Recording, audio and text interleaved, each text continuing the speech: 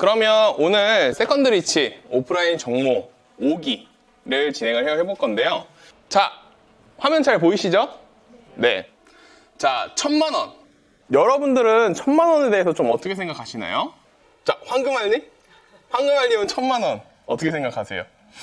원하는 수치이긴 숫자? 원하는 수치? 숫자? 자, 그럼 두 번째님은요? 원하는 수익인 것 같아요. 원하는 수익. 자, 그러면 1000만원은 어떻게 생각하세요? 이상적으로 원하는 숫자. 자, 일단 세컨드 리치에서 가장 중요하게 생각하는 거는 진짜 수강생 분들, 그리고 여러분들이 진짜 1000만원을 벌어갈 수 있는 그런 것을 준비를 하고 있거든요. 근데 일단은 제가 어떻게 1000만원을 벌었는지 스토리부터 한번 들려보도록 할게요. 일단 저는 대학교에 가지 못했어요. 왜냐면 고등학교 때 집이 망했거든요. 근데 기초생활수급자까지 떨어졌어요. 나라에서 도시락 주는 게 있는데 진짜 덩치가 이렇잖아요? 근데 소세지가 진짜 제 손가락만한 게 하나에 한 두세 개 들어있는 거예요. 그거 보면서 와, 나 진짜 돈 벌어야겠다 했는데 어떻게 돈을 벌어야 할지 모르겠어서 일단 저는 마케팅부터 시작을 했었어요. 근데 진짜 마케팅을 하는데 한 달에 20만 원을 벌었습니다. 20만 원을 벌었는데 그걸로 당연히 생활이 안 되잖아요. 그래서 밤에는 택배상하차. 저거는 제가 인터넷에서 가져온 사진이긴 한데 와, 택배상하차가 진짜 힘들더라고요. 같이 일하러 갔던 체대생 형이 있었는데 처음에는 나 체대생이야, 자신 있어. 그런데 금방 도망가려고 하시더라고요.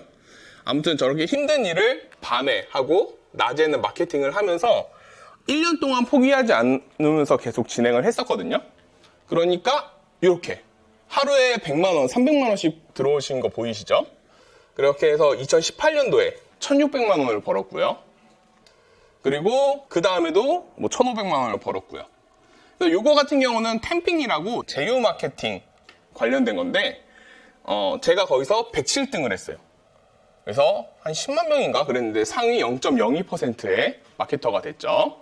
근데 제가 항상 중요한 건데 좀 사람들은 굉장히 많지만 거기에서 재능이 있는 사람도 있고요. 재능이 없는 사람도 있어요. 그냥 평범한 사람. 근데 저는 평범한 사람이었어요. 왜냐면 같이 시작했던 사람들 있잖아요.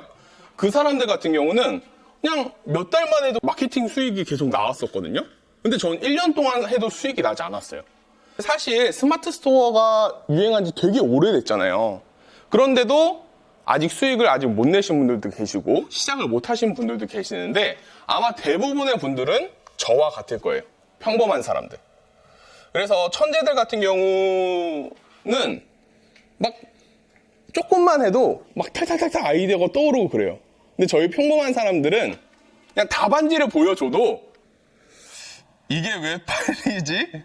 여러분들도 한번 좀 공감을 해보실 텐데 스마트 스토어를 할 때 1페이지들을 보시잖아요. 한 40개 정도가 있는데 정작 여러분들의 취향은 두세 개 정도밖에 없을 거예요. 그러면 나머지 37개 그 정도에는 나와 상관없는 얘기가 돼버리거든요. 그래서 뭐 그런 것들에 대해서도 이따가 다뤄보도록 하겠습니다. 자, 이렇게 제가 마케팅으로 7천만 원을 벌었어요. 그래도 열심히 해서 잘 벌었죠. 그래서 이런 생각이 들었어요. 남의 물건으로도 잘 파는데 내 물건을 판매를 하면 어떨까? 라는 생각이 들어서 스마트 스토어를 시작했거든요. 근데 제가 스마트 스토어를 시작했을 때는 뭐 신사임당님이나 다른 유튜버 분들이 없었어요. 그래서 저는 진짜 저 혼자만의 방법으로 아까 했던 마케팅을 했던 방법을 적용을 해서 진행을 했었거든요. 그래서 첫 3개월 만에 매출 4천만 원을 찍었고요. 근데 좀 제 방법은 다른 분들이랑 좀 달라요. 어떤 부분이 다르냐면 다른 분들은 약간 키워드적으로 접근을 합니다. 근데 저는 마케터니까 그냥 마케터한테 키워드는 그냥 9구단 정도의 난이도거든요. 당연히 알아야 되는? 그래서 조금 더 마케팅적인 기법을 하니까 순수익도 굉장히 높아졌어요.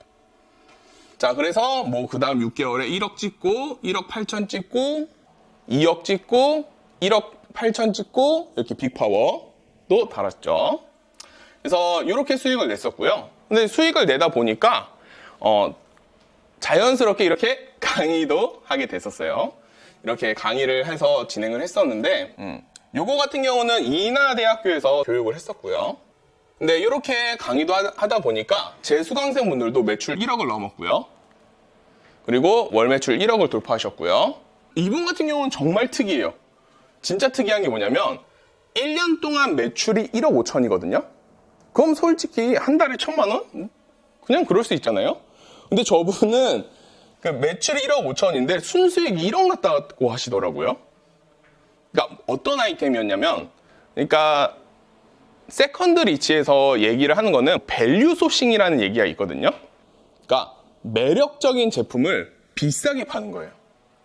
그래서 저것도 중국에서 원가를 들여왔을 때 한 3,000원 정도인데 그거를 아마 한 2만 원에서 3만 원에 팔았을 거예요.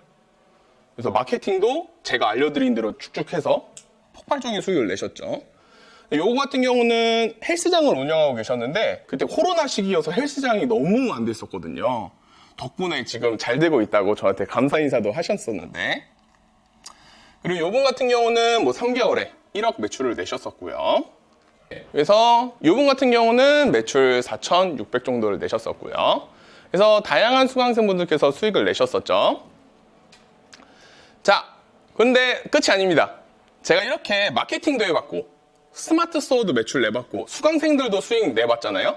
그래서 저는 이렇게 마케팅 대행사를 해가지고 약간 온오프라인으로 수익을 한 8천만 원 정도 쌓았어요. 그래서 제가 오늘 여러분들한테 알려드릴 거는 이렇게 매출도 잘 나왔다고 감사 카톡도 왔었습니다. 자, 제가 알려드릴 거는 조금 다를 거예요. 왜냐하면 저는 굉장히 마케팅적으로 접근을 할 거고요. 어떤 점이 다르냐면요. 대부분의 강사님들은 이런 식으로 말합니다. 약간 키워드 좋은 것을 파악해가지고 약간 소싱 사이트 들어가서 매력적인 아이템을 찾고 거기서 가격은 한 마진은 30%에서 50%를 붙이고 막 그런 식으로 한다라고 하지만 저 같은 경우는 소비자를 굉장히 집중적으로 봐요. 어느 정도냐면 20대 여성이 소비자라고 한다고 치면 진짜 내가 20대 여자라고 그 익명 카톡방 아시나요? 혹시? 만약에 제 얼굴을 가리고 외모를 가리고 카카오톡으로 얘기를 했을 때 사람들이 나를 20대라고 느낄 수 있을 정도로 진짜 빙의를 할 수 있는 정도로 분석을 하거든요. 예를 들면 주부분들이라고 치면 저는 주부분들이랑 만약에 아이가 있으신 분들이랑 하면 한 2시간 동안 수다 떨 수 있어요. 그래서 예전에 제가 결혼을 안 했을 때는 결혼도 안 하신 분이 어떻게 그렇게 잘하냐고 막 그랬었거든요. 근데 왜 이렇게 해야 되냐면요. 결국에 물건을 구매하는 거는 사람들의 구매 욕구가 일어나서 진행이 되는 거거든요. 근데 구매 욕구는 딱딱한 이성적인 생각이 아니에요. 욕구잖아요. 저희가 배고파요. 배고픈데 내가 밥 먹은 지 무슨 4시간이 지나서 뭐 혈당 뭐 수치가 내려가고 뭐 이렇게 생각하지 않잖아요. 그냥 배고프다. 맛있는 거 먹고 싶다. 그런 것처럼 구매 욕구도 그런 식의 감정이고 욕구이기 때문에 소비자들을 굉장히 포커싱을 해야 됩니다. 그래서 제 목표는 결국에 수강생분들을 1,000만 원을 벌게 해드리는 것을 목표로 합니다. 자, 일단 스마트 스토어에서 월 1,000만 원을 버는 첫걸음에 대해서 알려드리도록 할게요. 약간 요거는 조금 더 마케팅적인 관점에서 설명을 드리던 거다 보니까 어떻게 보면 되게 쉬운 얘기일 거고요. 또 어떻게 보면 당연한 얘기일 수도 있어요. 하지만 어디든지 제일 당연한 게 중요한 거죠. 자, 일단 스마트 스토어에서 돈을 버는 원리에 대해서부터 알려드리도록 하겠습니다. 자, 그러면 갑자기 좀 기습적으로 질문 한번 드려보도록 할게요. 자, 황금헬님. 자, 스마트 스토어에서 돈이 왜 벌린다고 생각하세요? 자, 소비자들이 피땀 흘려서 일해서 직장에서 돈 받았어요. 근데 그 돈을 왜 우리한테 줄까요? 스마트 스토어를 했다고? 필요한 거 사야 되니까? 좋습니다. 자, 그러면 TW님? 네네. 저희가 스마트 스토어를 오픈했어요. 근데 사람들이 왜 돈 주고 저희 물건을 구매할까요? 마음에 드는 물건을 해서? 그러면 자, 기분 전환상 사고 싶은 걸 사서? 맞습니다. 다들 되게 좋은 답변을 해주셨어요. 자, 다 맞는 말이지만 오늘 제가 설명을 해드릴 거는 사업의 핵심입니다. 자, 일단은 여러분들의 말이 너무 맞아요. 맞는데 그거 가지고만 사업을 시작하면 수익을 낼 수가 없어요. 그러니까 직장인분들이 나쁘다는 게 절대 아닙니다. 직장을 할 때는 직장인 마인드가, 사업을 할 때는 사업가 마인드가 필요해요. 직장 생활하는데 사업가 마인드를 가지고 개척적으로 하면 상사분께서 싫어하시겠죠. 그래서 스마트 스토어는 사업자 등록증이 필요해요. 사업이란 얘기예요. 그래서 우리는 사업가 마인드를 가져야 돼요. 일단은 아까 수강생분들께서 굉장히 좋은 얘기를 해주셨어요. 자, 그럼에도 불구하고 사업은 싸게 사서 비싸게 파는 거예요. 그런데 소비자가 바보가 아니잖아요.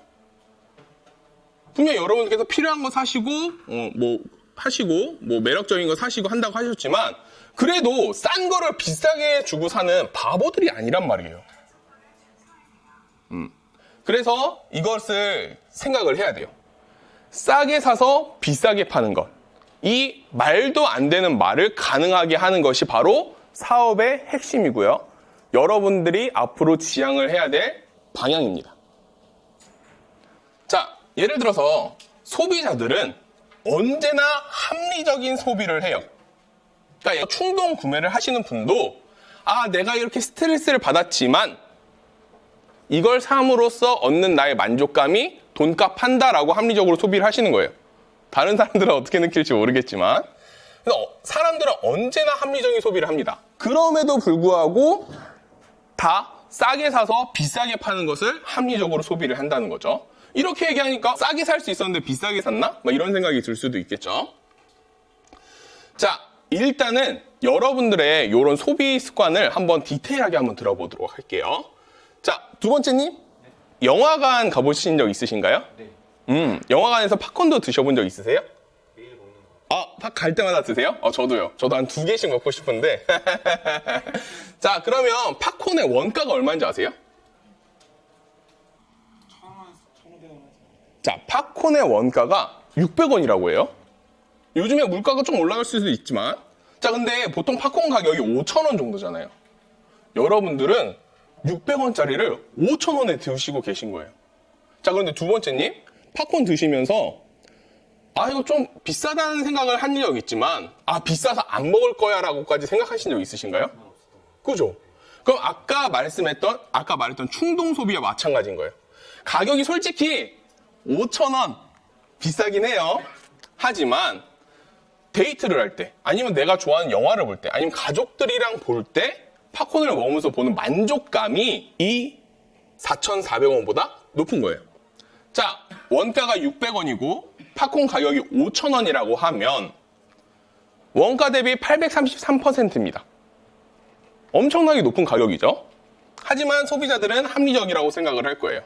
왜냐면 영화관에서 팝콘 먹고 집에 가서 너무 돈을 많이 썼나? 너무 비싼 걸 샀나? 이런 식으로 후회하시는 분들은 없잖아요. 그죠?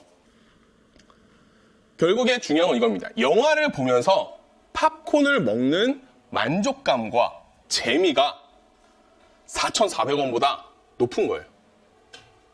그래서 여러분들이 할 때 단순히 필요한 것을 구매를 한다. 이런 식으로 생각을 하시면 이 부분을 놓치는 거죠. 반대로 말할게요. 자, 제품의 가격만 봤어요. 키워드만 봤어요. 그러면 어떻게 되냐? 600원이네? 그러면 마진율 50% 붙여서 900원에 팔면 와, 대박이다. 다른 사람들 위탁 판매 마진 30%만 해도 대박이라는데 나 50% 붙였어. 하고 900원에 파는 거예요. 자, 물론 이득입니다. 돈 벌면 이득이죠. 근데 5,000원에 팔 수 있는 거 900원에 팔면 이득일까요? 예를 들어서 여러분들 한우 있죠? 비싸고 맛있죠? 미국산 소고기는 저렴하고 양이 많아요. 푸짐하죠? 그런데 한우를 미국산 소고기 가격에 파는 게 돈은 벌겠죠? 근데 맞는 걸까요? 아니죠. 예를 들면 루이비통 명품 가방 원가로 치면 한 10만원, 20만원 하겠죠. 그런데 그 브랜드의 가치, 장인들의 그런 기술력이 담겨서 100만원, 200만원 그 이상의 가격이 되는 거잖아요. 그죠? 그래서 여러분들이 생각을 할 때 중요한 건 뭐냐면요. 너무 딱딱한 이과적으로 생각을 하면 저희같이 평범한 사람들은 수익에서 멀어나요. 그러니까 이 천재와 평범한 사람들을 가르는 핵심은 뭐냐면요. 천재들은 안 알려줘도 알아요. 알아요. 그냥 당연히 저 만족감 때문에 먹는 거지 라고 하는 거예요. 그럼 예를 들면 그런 거 있죠. 자, 요거 같은 경우는 누구나 알아요, 사실. 근데 천재들은 여기서 파생이 됩니다. 어떻게 되냐면요. 오케이. 만족감과 재미 때문에 구매를 한다고? 그러면 팝콘을 더 많이 판매를 하기 위해서 영화 보면서 먹기 좋은 팝콘을 골라야겠다. 팝콘 같은 경우도 좀 끈적끈적할 수도 있고요. 아니면 뭐 가루가 생긴다든지 다 영화를 보면서 먹을 때에 불편함이 생기는 것들이 있어요. 하지만 맛을 포기하면서 영화를 보면서 먹기 좋은 팝콘. 그리고 이렇게 생각을 하는 거죠. 일단 표 끊으러 가잖아요. 근데 보통 표 끊으러 가는데 옆에 보면 팝콘 기계가 있어요. 그냥 표를 끊는데 냄새가 너무 달콤하고 맛있는 거예요. 저 솔직히 다이어트 때문에 팝콘 먹으려고 안 했는데도 그 냄새에 이끌려서 먹기도 하거든요. 이런 것들을 다 연출을 하는 겁니다. 어떻게 보면 그 오프라인에서의 상세 페이지와 마찬가지인 거죠. 그리고 이거는 5,000원에 팔면 되겠다 라고 생각을 하는 겁니다. 하지만 이런 것을 없이 그냥 우리가 키워드와 제품만 본다고 치면 마진 50% 붙였다. 게이득 600원짜리 900원에 판다 라고 되는 거예요. 그리고 또 이런 심리가 있습니다. 세계적으로 중저가 브랜드로 되게 인기가 많았던 이케아? 근데 우리나라를 분석을 하는데 진짜 1년 동안 혼돈이 왔다 그래요. 왜냐? 한국 사람들은 싼 걸 좋아하는데 막상 싸면 싫어해요. 싼 게 비지떡이란 말이 있잖아요. 그죠? 예를 들어서 전 실제로 그런 경험이 있거든요. 뒤에 아이템이 나올 건데 전 인디언 텐트를 판매한 적이 있어요. 요거를 10,000원에 팔았을 때 안 팔렸거든요. 30,000원에 파니까 팔려요.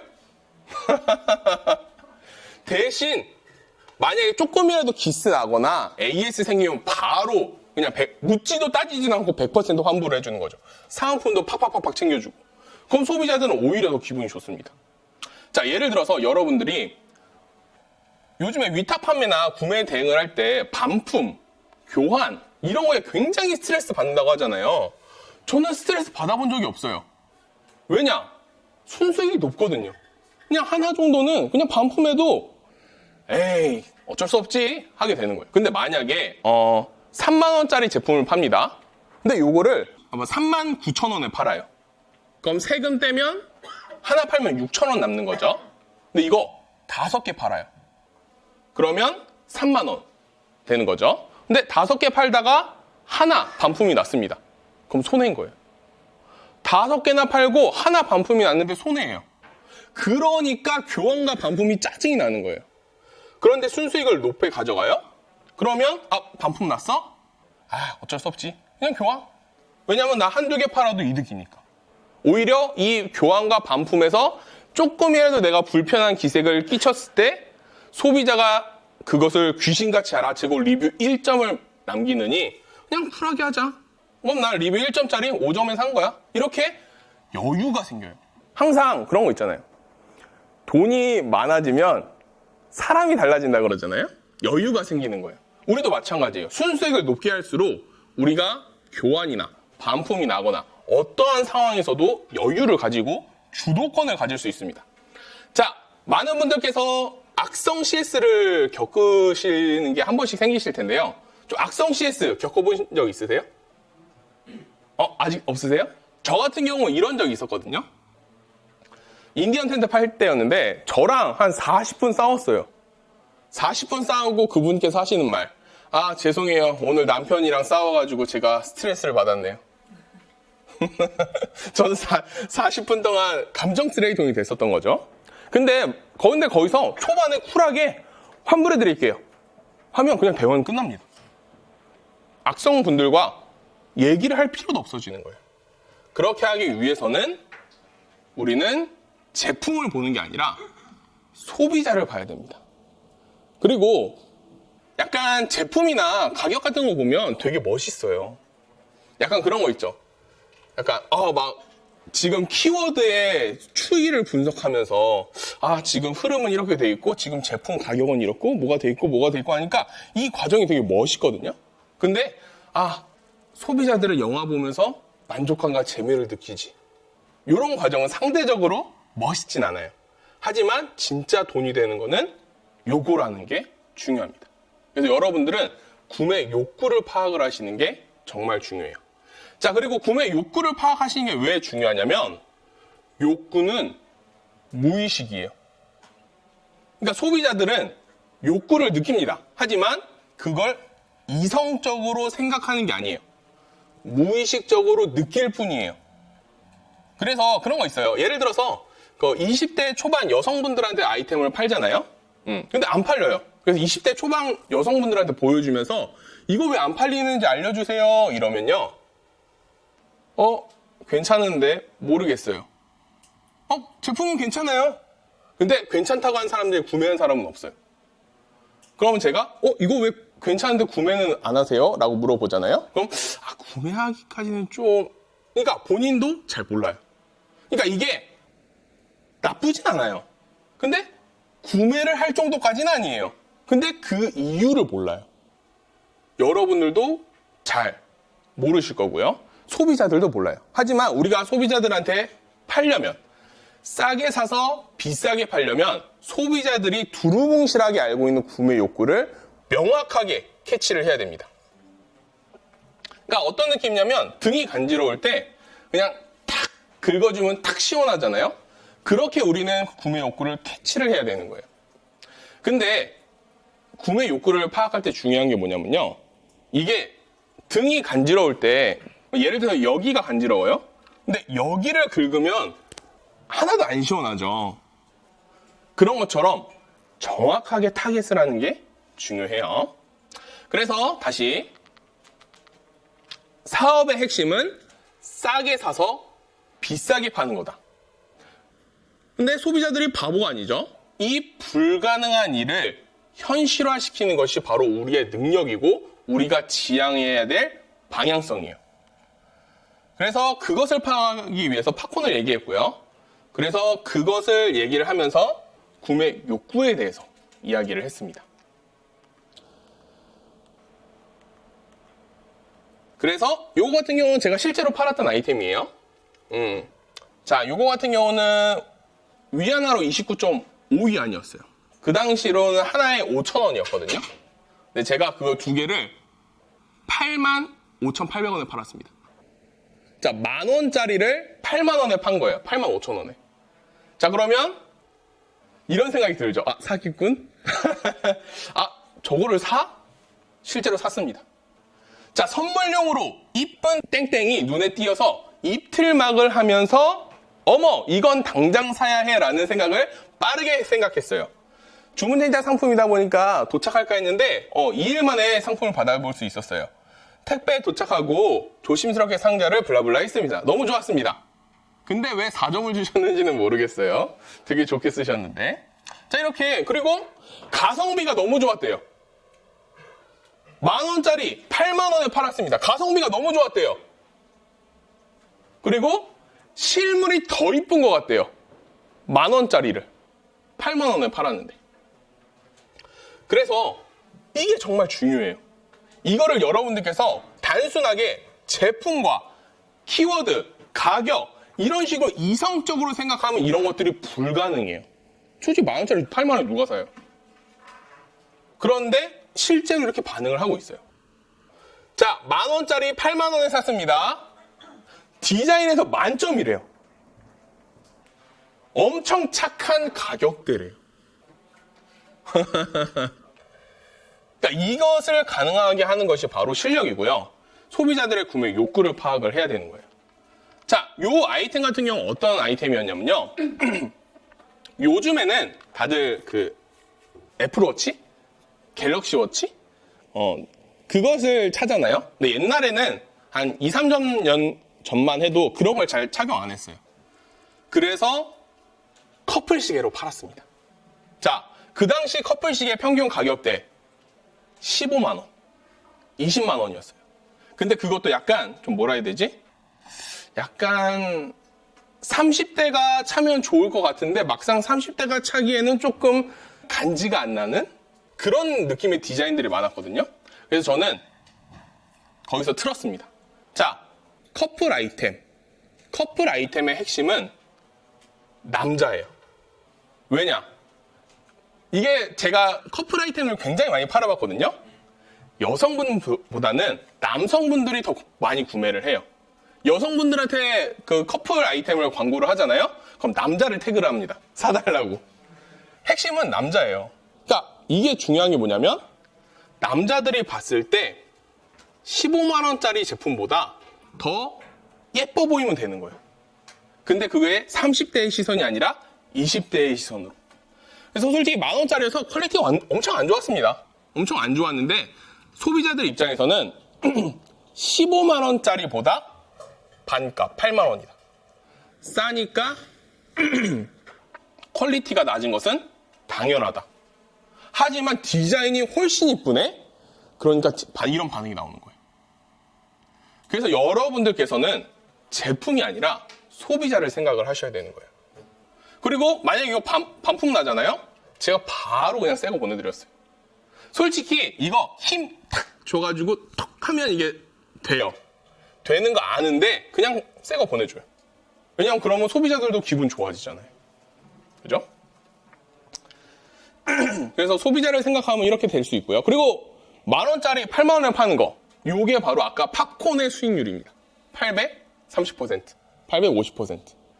여러분들도 충분히 하실 수 있어요. 그래서 요거는 같은 경우는 사업의 핵심 첫 번째는 싸게 사서 비싸게 파는 것이었고요. 자, 두 번째는 경쟁에서 이기는 거예요.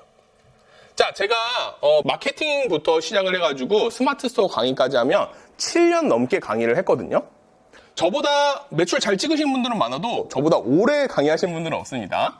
제가 오랜 시간 강의를 하다 보니까 데이터베이스가 굉장히 많이 쌓였어요. 근데 스마트 스토어 초보자 분들의 특징, 경쟁을 신경을 안 써요. 그러니까 경쟁이 뭐냐면요, 경쟁에서 이겨먹으려고 하는 게 경쟁이에요. 근데 초보자분들의 경쟁은 어떤 거냐면, 리뷰가 많아서 난 안 돼. 싸게 팔아야 돼. 나는 사진 못 찍어. 난 못해. 그러니까 경쟁에서 패배주의적인 생각을 갖고 시작을 하시는 초보자분들이 90% 이상이에요. 그럼 안 돼요. 이겨먹으려고 해야 돼요. 사업의 핵심은 이겨먹으려고 해야 되고요. 경쟁에서 이겨야 돼요. 솔직히 비슷한 제품 얼마나 많습니까? 똑같은 제품도 엄청 많아요. 거기서 우리가 경쟁을 이겨야 수익이 나는 거예요. 자, 그렇게 이때 생각을 해야 되는 거는요, 소비자는 자신의 취향에 맞는 더 매력적인 제품을 구매를 합니다. 예를 들어 여러분께서 물건을 구매를 한다고 쳐봐요.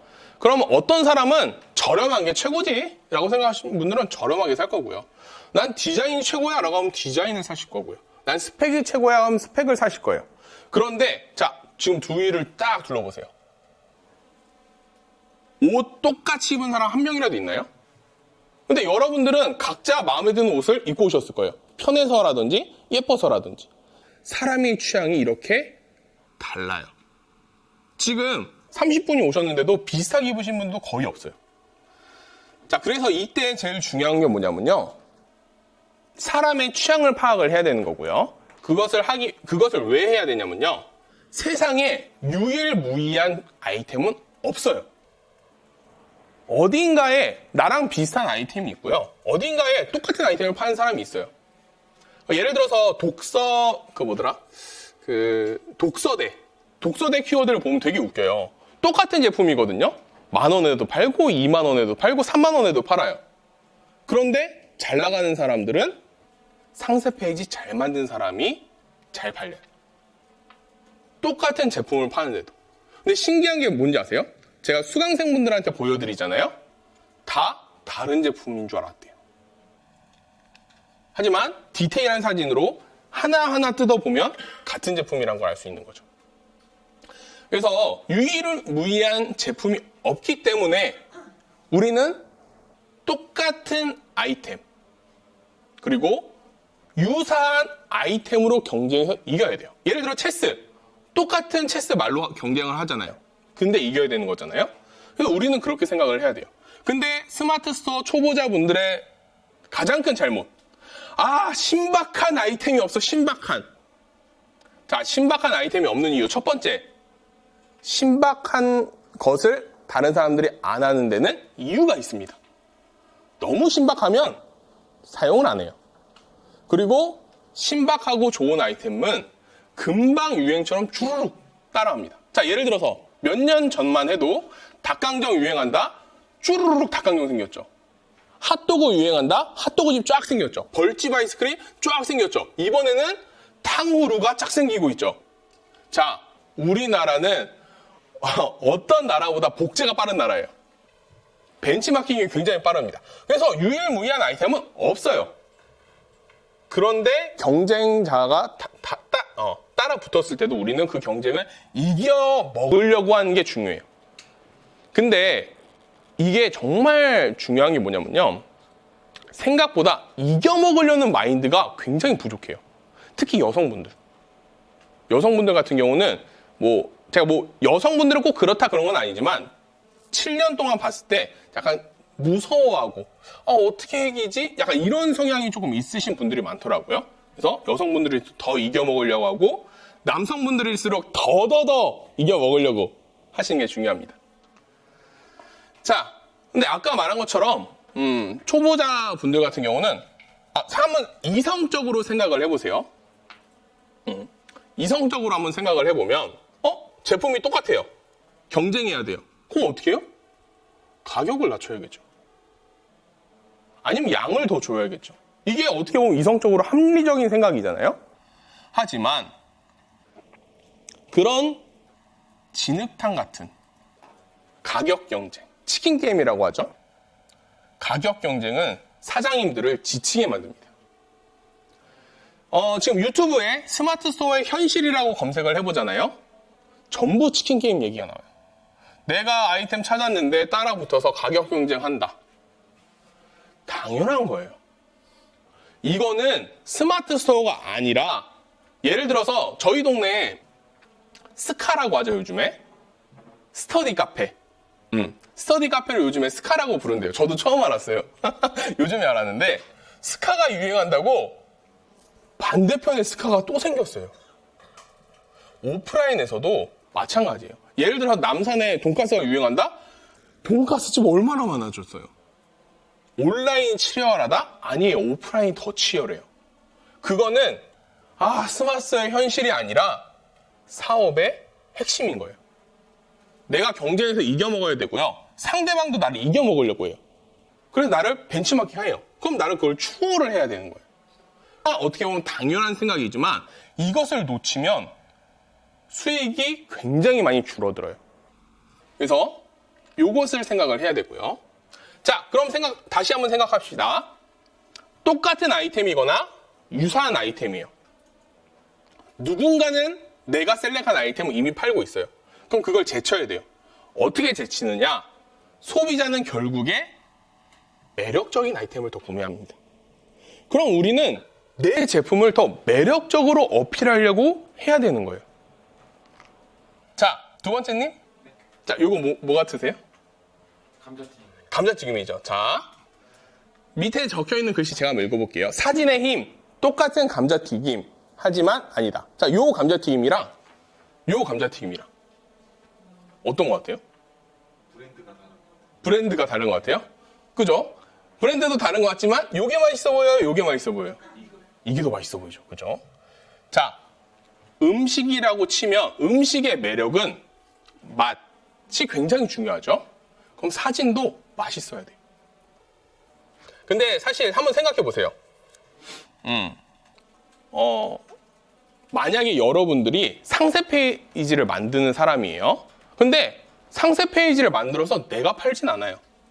그냥 위탁 업체에, 여러분들이 위탁 업체예요. 상세 페이지를 만들어서 내가 파는 게 아니에요. 그냥 소매업자들한테 넘겨주는 거예요. 그럼 진짜 매력을 연구해가지고 진짜 A부터 Z까지 완전 완벽하고 혁신적이고 찰지게 만들까요? 내가 파는 게 아닌데.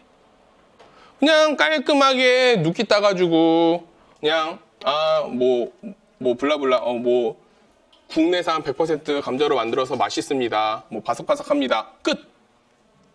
근데 진짜 대부분의 분들이 그 상세 페이지를 그대로 갖다 쓰고요. 심지어 그 상세 페이지에 너무 익숙해져서 본인도 그렇게 써요. 여러분들은 이런 식으로 생각을 하셔야 돼요. 자, 물론 지금은 사진? 이렇게 생각하실 수 있겠지만 그거는 잠시 내려두시고, 왜냐하면 사진은 뒷시간에 배울 거예요. 자, 일단 이렇게 생각을 하셔야 돼요. 똑같은 감자튀김이지만 달라 보입니다. 자, 그리고 요거 스테이크예요. 스테이크 사진이에요. 자, 요 사진이지만 자, 요 스테이크 보이시나요? 자, 똑같은 스테이크지만 달라요. 이게 사진의 힘입니다. 그래서 여러분들이 차별화를 할 때, 경쟁에서 이길 때 제일 중요한 거는요, 사진이에요.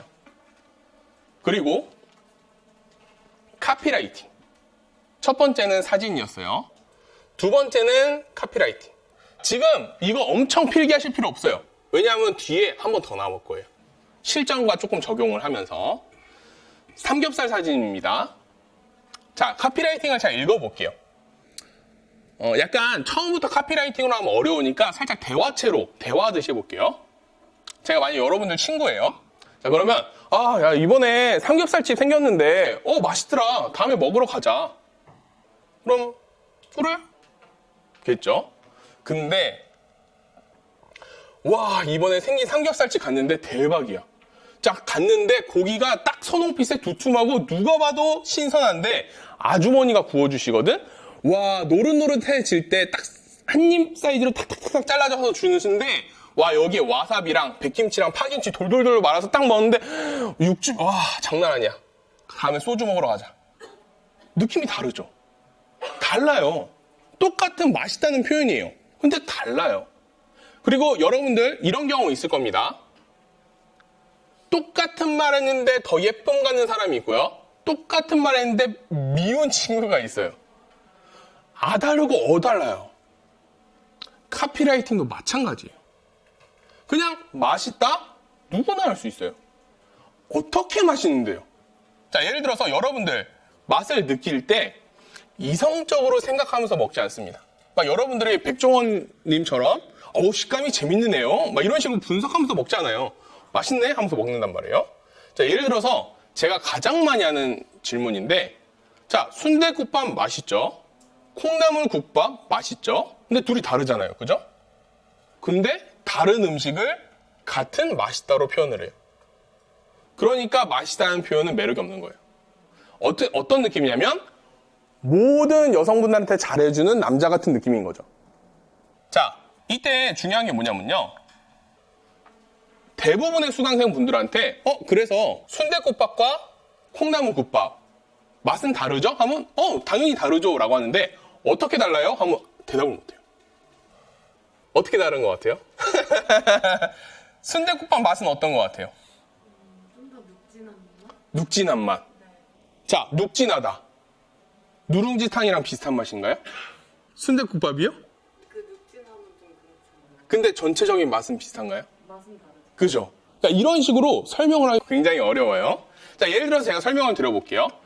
자, 어떻게 하셔야 되냐면요. 전 실제로 순댓국이나 밀키트, 음식 관련해서 마케팅해서 억대 매출을 만들어 드린 적이 있거든요. 자, 대부분의 분들은 이렇게 합니다. 저희는요, 신선한 재료로 저희 10년 동안 했던 장인 정신을 넣어서 음식을 만들었습니다.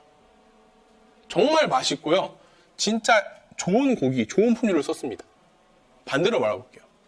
신선하지 않은 재료로 만드는 음식이 있어요? 장인이 아닌데 판매하는 사람이 있어요? 요리 다 못하는데 팔아요? 있어요? 너무나 당연한 말인 거예요. 그게 아니라 소비자들이 원하는 건 뭐냐면요. 진짜 하얗고 뽀얀 국물에 순대도 탱글탱글하고 고기가 많이 들어있어요. 근데 고기도 되게 쫄깃쫄깃하고 맛있으면서 국물도 딱 먹으면 든든하고 술안주로도 좋고 이런 내용이 들어가야 되는 거예요. 근데 대부분의 분들은 어떻게 하냐? 그냥 이런 사진 같은 거 하나 놓고 장인 정신 신선하게 맛있어요 하는데 아까 말한 것처럼 구매 욕구를 한다고 치면 술 먹는 연출샷이 있어야 되고요. 그냥 밥 먹을 때 그냥 든든하게 밥으로 먹는 연출샷이 있어야 되고요. 그리고 아이가 맛있게 먹는 연출샷이 있어야 되고요. 그리고 남녀노소가 많이 먹는 연출샷이 필요한 거예요. 왜냐? 음식에서 제일 중요한 거는 맛이기도 하지만 그것을 사는 사람들은 주부잖아요. 가족들이 좋아야 돼요. 맛보다 중요한 게 가족들이 중요한 거고요. 그리고 음식 좀 시키면 물릴 수 있잖아요. 그래서 다양한 상황으로 연출을 해주는 게 중요합니다. 술 먹을 때 술안주로, 뭐 할 때 뭐로. 예를 들어서 제가 닭강정 사장님을 컨설팅 해드린 적이 있거든요. 제가 가장 먼저 해드린 게 뭐냐면요, 그냥 닭강정 맛있어요 이게 아니에요. 닭강정 먹다가 물릴 수 있잖아요. 그러면 잘게 쪼개서 그걸로 치킨 마요 덮밥을 하는 법, 그걸 아이가 맛있게 먹는 모습, 그러면 엄마들한테 완전 달라집니다. 솔직히 닭강정 먹다가 처음에 맛있는데 좀 물리잖아요. 그러면 살까 말까 물리는데, 이런 고민을 그런 상세 페이지에서 부셔줄 수 있는 거예요. 그러면 우리는 경쟁에서 이기는 겁니다. 자, 근데 생각해 보세요. 이런 연출샷 어렵나요? 뭐 사진 찍는 기술은 필요하겠지만 이런 것들은 어렵지 않아요. 근데 막상 여러분들이 해보면 정말 어려워요. 왜냐? 이거는 무의식적으로 느낀 거지 무의식적인 내용을 이성적으로 끌어내는 과정이 필요하기 때문에 굉장히 어렵습니다. 그래서 중요한 거는 소비자는 매력적인 아이템을 원하고요. 같은 감자튀김이지만 다르고요.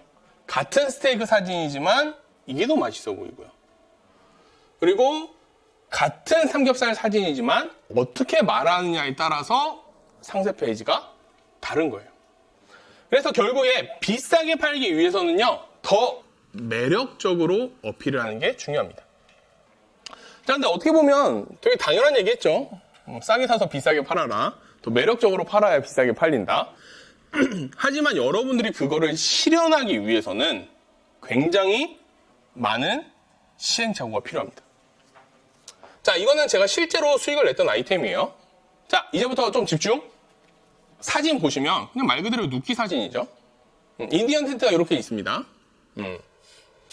자, 처음에 상세 페이지는 이런 느낌이었어요. 뭐 광목천과 호주나무로 만들어 마감이 깔끔하고 아이들이 좋아하는 인디언 텐트입니다. 이런 느낌의 멘트를 썼었어요. 안 팔렸어요. 안 팔렸어요. 그리고 요거 가격도 10,000원대였습니다. 그런데 사진을 바꿨습니다. 자, 요 사진에서 요 사진으로 바꿨어요.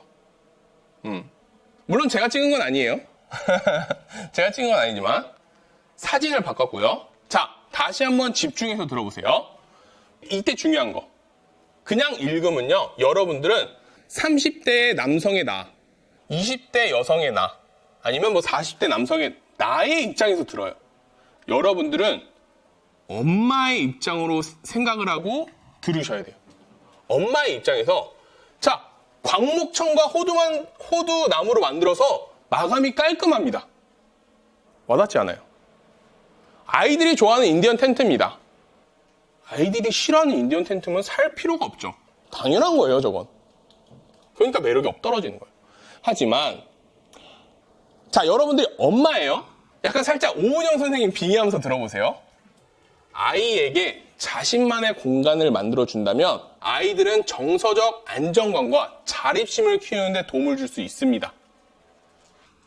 실제로 이거는 유아교육의 선구자죠. 몬테소리님께서 이것과 비슷한 얘기를 하신 적이 있어요. 그래서 저는 이 사진 위에다가 몬테소리 사진을 크게 박아뒀습니다.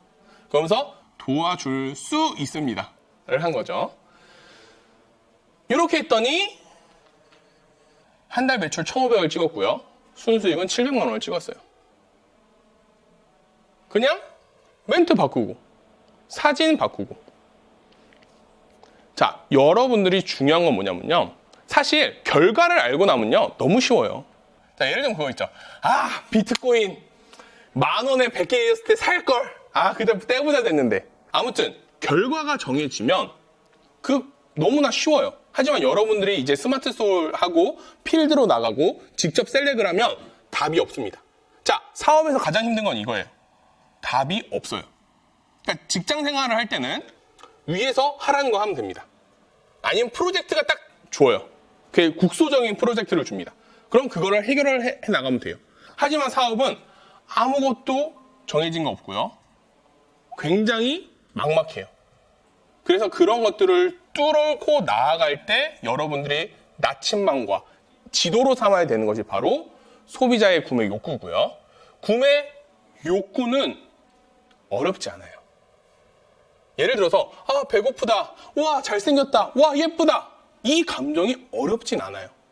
하지만 그것을 우리가 끌어내서 싼 제품을 비싸게 구매할 정도로 매력적으로 어필을 하는 것은 어렵습니다. 하지만 여러분들은 이걸 들으셨으니까 훨씬 더 쉽게 되실 거고요. 이것이 바로 제 세컨드 리치에서 얘기를 하는 밸류 소싱이에요.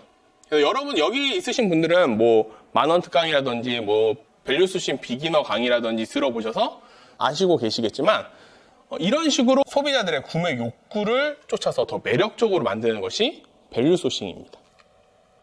매력적인 아이템을 셀렉하고 상세 페이지를 더 매력적으로 만들고 그리고 비싸게 판매하는 전략이 세컨드 리치가 추구하는 방향입니다.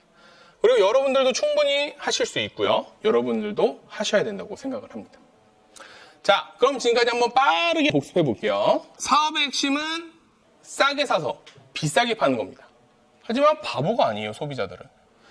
이 바보가 아닌 합리적인 소비를 하는 소비자들을 싼 제품을 비싸게 팔아야 돼요.